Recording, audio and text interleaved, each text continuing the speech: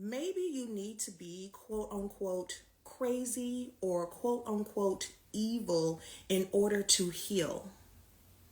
Maybe you need to be quote unquote crazy and evil in order to reconnect to your body. Maybe you need to be quote unquote crazy and quote unquote evil in order to come back home to your inner child, right? I want to talk about the lies that we were told when it comes to being crazy and when it comes to being evil. All right.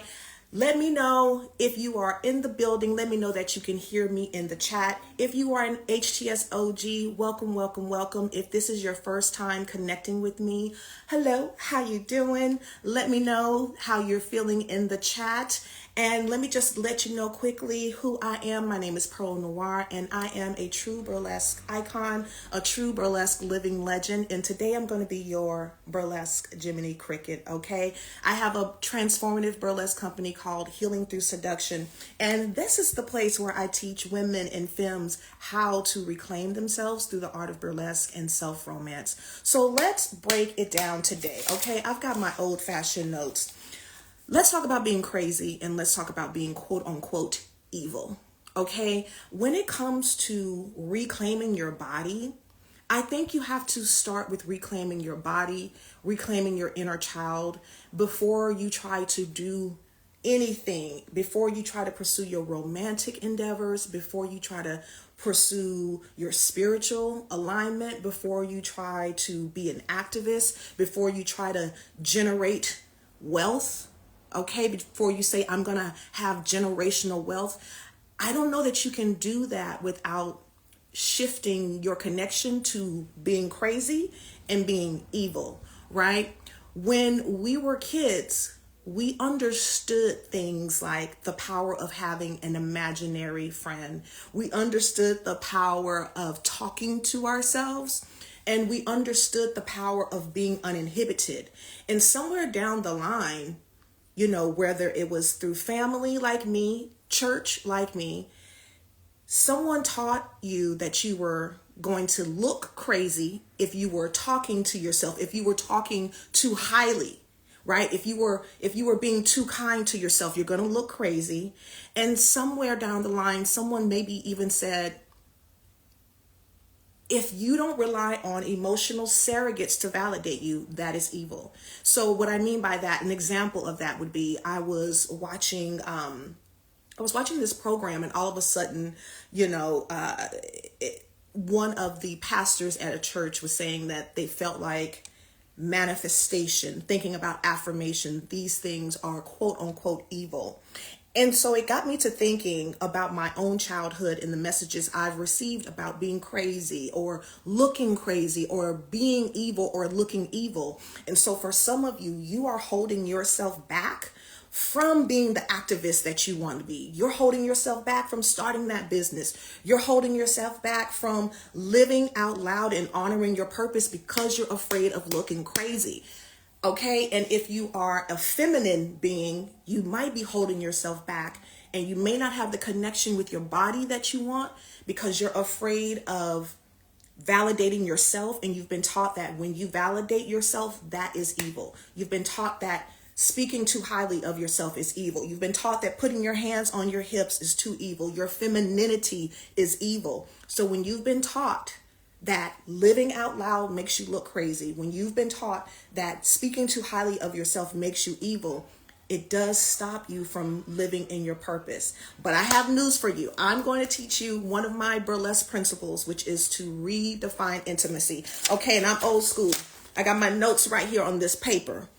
I see some of y'all are still here. So drop the word intimacy in the chat if you are ready to dive deeper into what I'm talking about when I say redefine intimacy and why I'm sitting here telling you you need to be more crazy and you need to be more evil. Quote unquote crazy, quote unquote evil. Let's break down the HTS principle, healing through seduction, redefining intimacy. My invitation is to encourage you to dive deeper, right? when you think about intimacy, I want you to think about being kind to yourself. I want you to think about what it looks like without outside validation. Okay. I want you to stop relying on emotional surrogates. Okay. Let's say it again for the folks in the back. Stop relying on emotional surrogates. This was one of the first things I had to tell myself. Okay. I want to invite you to play more. Okay. I want you to offer yourself kindness, and I want you to get in the habit of being curious. I want you to get in the habit of asking yourself, well, how can I focus on wonder today? All right. So let's talk about how I got here. I was meditating and I was thinking about my childhood and my client's childhood. And what a lot of us have in common is that at some point in our childhood, an adult couldn't get their shit together because they didn't know they could go to therapy. Resources weren't available. They didn't want help because they didn't want to look crazy. If they were very religious, they didn't want to look like they were leaning on evil forces by getting outside help, right? But instead, we had to grow up too fast, right? And one of the first ways that we are kind of taken out of our childhood is being told to stop playing. Put me in the chat if you've ever had a moment where you remember, even as an adult, where you were just flying high, uninhibited energy, honey. You just are going for it. You are living life. And someone said, stop, right? Another thing that happens in childhood, no one is there. You're too old for an imaginary friend. And what that looks like when you're an adult is you are redefining intimacy. So you maybe don't have an imaginary friend, but maybe you talk to yourself out loud like I do. You say, I love you out loud. You say, hey, you don't need to be afraid out loud, right? That's something that would quote unquote look crazy. But what's happening when I'm speaking to myself in this way out loud is that I'm telling myself a new story in that moment when fear or imposter syndrome starts to rear its ugly head. Okay. Thank y'all for putting intimacy in the chat. All right. So another way that we get taken out of our childhood is when we see the adults turning a blind eye to our trauma, the adults turning a blind eye to us being responsible in a way that we should not, right? Okay. I remember being punished every time I had my hand on my hip. I remember being punished every time I was singing just a little too loud.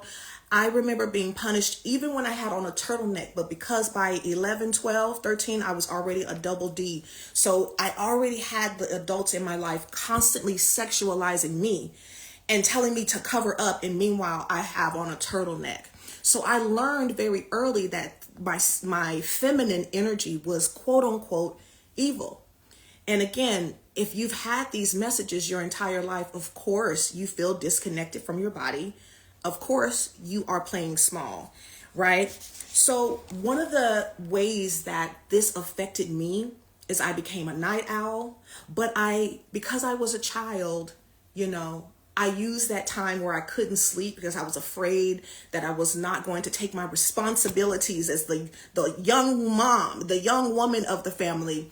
And so what I would do though is sneak out of the house and talk to the moon. I would put on concerts, for the moon or for my dolls, even when I was told I was too old to do that.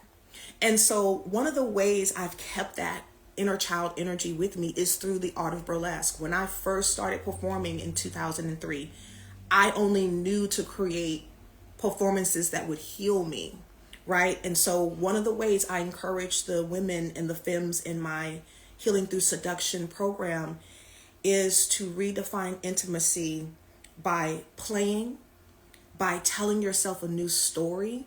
That's what makes burlesque so powerful. And putting yourself in a position to where you have complete agency, complete autonomy over what happens to your body. Okay? The other thing that I thought about was when we're taught that it is evil to think about manifesting, when we're taught that it is evil or woo-woo or witchy to manifest, when we're taught that you shouldn't think about affirmations, you should only kind of tap into like traditional praying.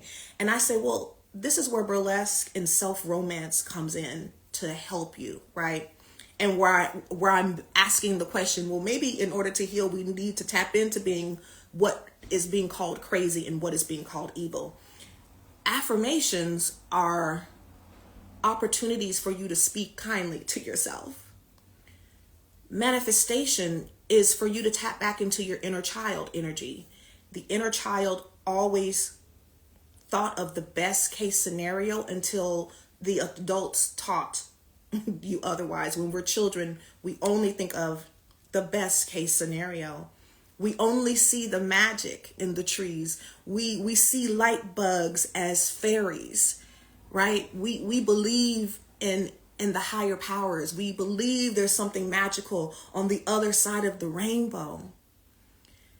And I think it's by design that we're taught, the older we get, to disconnect from that magic and that power. And I think it's by design that we're taught that it's evil and that it makes us look crazy, because it keeps us small if we allow it. It helps the imposter syndrome thrive and grow to be really big and strong. Let me know in the chat if any of this is resonating for you. And if it is, feel free to DM me the word tease and sign up for a free demo so you can dive deeper with me. Okay, let me put this in the chat for y'all. Let me know how you feel about this and if you're going to allow yourself to start redefining intimacy for yourself. Okay, let's see here.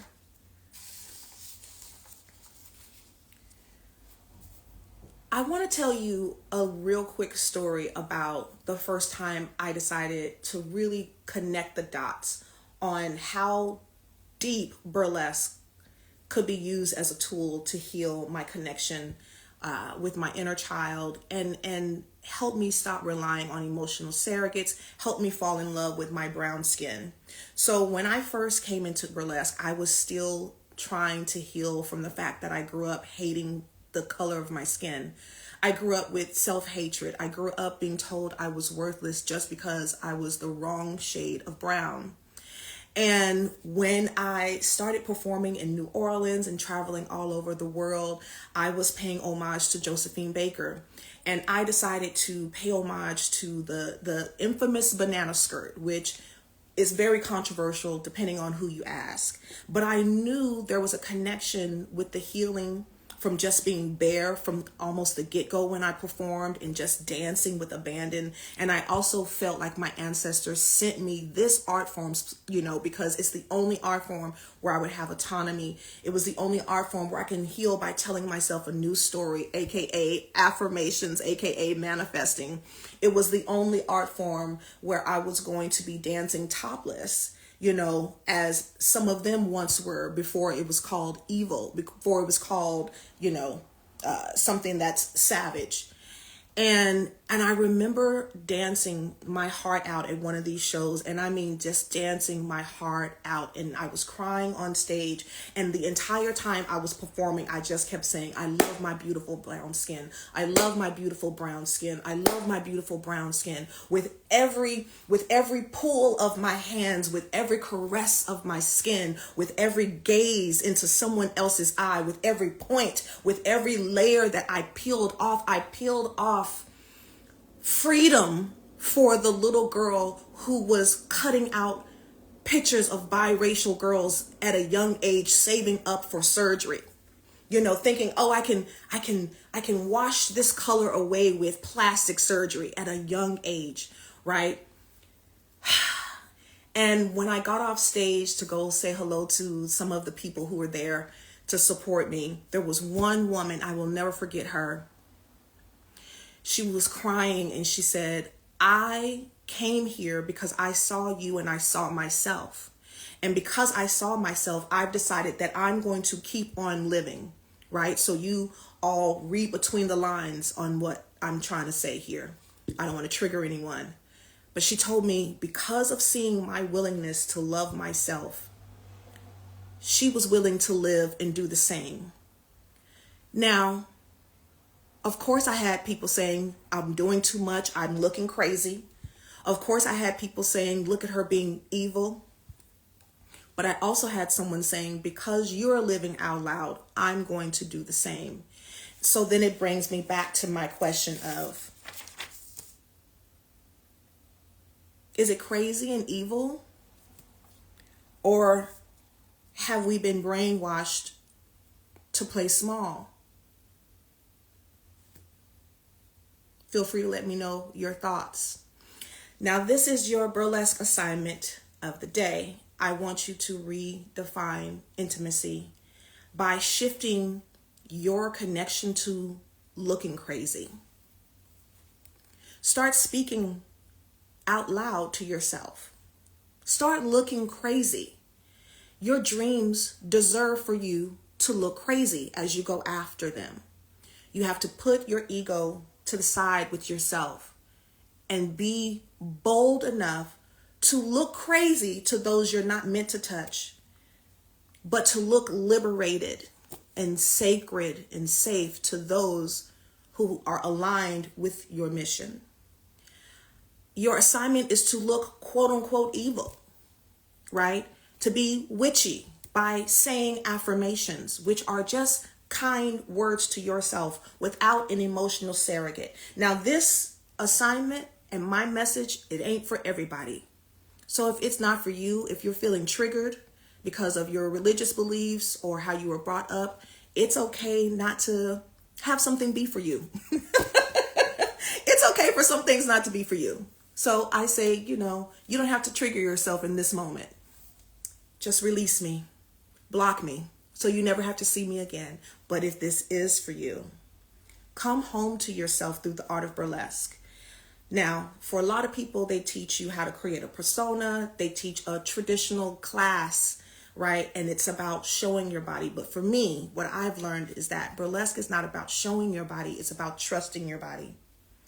And so when you redefine intimacy by allowing yourself to look crazy to yourself, try this just by yourself. Try speaking kindly to yourself out loud instead of waiting on someone else to say, good job.